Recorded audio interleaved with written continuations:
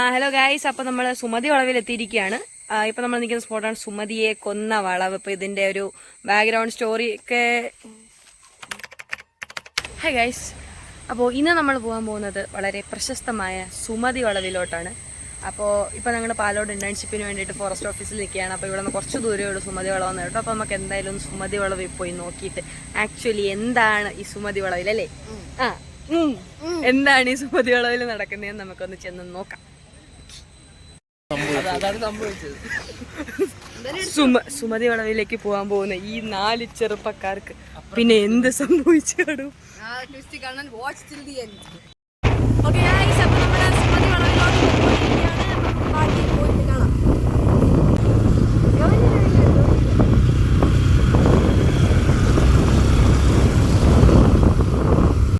Hello guys, അപ്പൊ നമ്മൾ സുമതി വളവിൽ എത്തിയിരിക്കുകയാണ്. ഇപ്പൊ നമ്മൾ നിൽക്കുന്ന സ്പോട്ടാണ് സുമതിയെ കൊന്ന വളവ്. ഇപ്പൊ ഇതിന്റെ ഒരു ബാക്ക്ഗ്രൗണ്ട് സ്റ്റോറി ഒക്കെ. എന്താ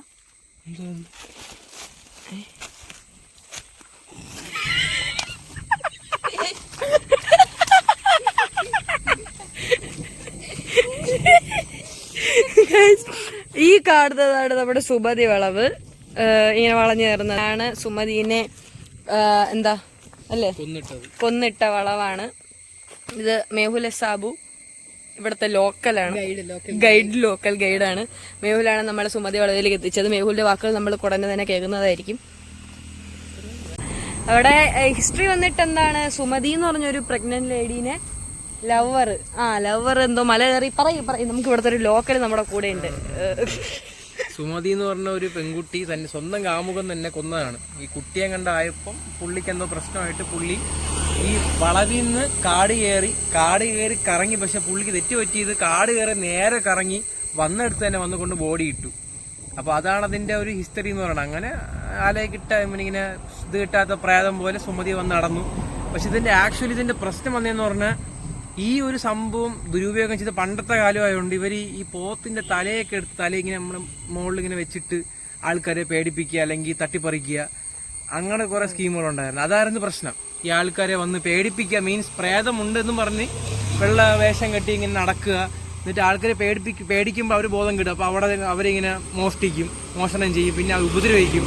പിന്നെ ഇവിടെ ഒരു വെള്ളമടി കേന്ദ്രം, പിന്നെ അല്ലെങ്കിൽ ബാക്കിയുള്ള പരിപാടിക്ക് വേണ്ടിയിട്ട് ഉണ്ടാക്കിയ സെറ്റപ്പാണിത്. ഇപ്പൊ ഒന്നും പ്രശ്നമില്ല. ഇപ്പൊ കറണ്ട് ഉണ്ട്, ലൈറ്റ് ഉണ്ട്, സുമതി വളവ് ഹൈടെക് ആയി ഗൈസ്. അപ്പൊ ഗൈസ് നമ്മള് സുമതി വളവെല്ലാം കണ്ടു അല്ലേ? യെസ്, ഇതൊരു മിത്താണ് ആക്ച്വലി. അങ്ങനെ പ്രത്യേകിച്ച് അങ്ങനെ ഒരു പ്രേതം അങ്ങനെ ഒന്നുമില്ല. ഇവിടെ ഇപ്പൊ കുറച്ചുകൂടെ ഭയങ്കരമായിട്ട് അപ്ഡേറ്റഡ് ആണ്. ഇവിടെ ഇപ്പൊ ഇലക്ട്രിസിറ്റി ബോർഡും അങ്ങനത്തെ ഉള്ള എല്ലാ സൗകര്യവും കാര്യങ്ങളും ഒക്കെ ഉണ്ട്. പിന്നെ ആൾക്കാർ ഇതിനെ ജസ്റ്റ് ഒരു വേറെ പല കാര്യങ്ങൾ നടത്താൻ വേണ്ടിയിട്ടുള്ള ഒരു മറയായിട്ട് മാത്രമേ ഈ സുമതിയെ ഉപയോഗിച്ചിട്ടുള്ളൂ എന്നേ എനിക്കിപ്പോ തോന്നുന്നുള്ളൂ. ഇപ്പം തന്നെ ബാക്ക്ഗ്രൗണ്ടിൽ തന്നെ ബസ് റൂട്ട് വരെ ഉണ്ട്. ഇപ്പൊ ഈ സുമതി വളവിൽ കൂടെ കല്ലറ ബസ് വരെ ഉണ്ട്. സോ ഇത്രേ ഉള്ളൂ സുമതി വളവിനെ പറ്റി ഗൈസ്. അപ്പൊ സ്റ്റേ ട്യൂൺ. Bye bye.